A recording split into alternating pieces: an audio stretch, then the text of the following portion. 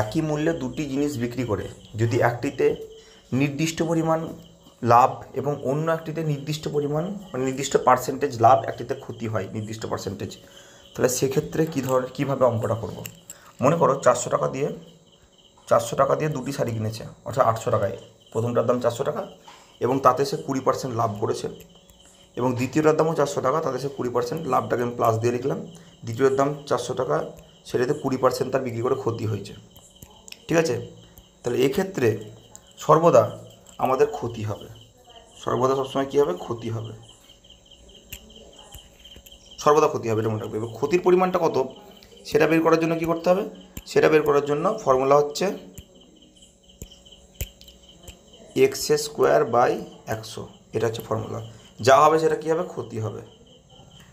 তাহলে এক্সটা কি, এক্সটা হচ্ছে যত পার্সেন্ট লাভ বা ক্ষতি, মানে এটা কিন্তু একই হতে হবে। তাহলে ফর্মুলায় ফেললে কী হবে অঙ্কটা, ফর্মুলায় ফেললে হবে,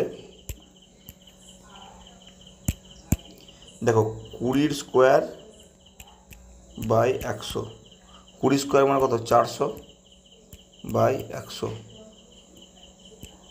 4%, 4% কী হবে, লাভ না ক্ষতি, সর্বদা ক্ষতি।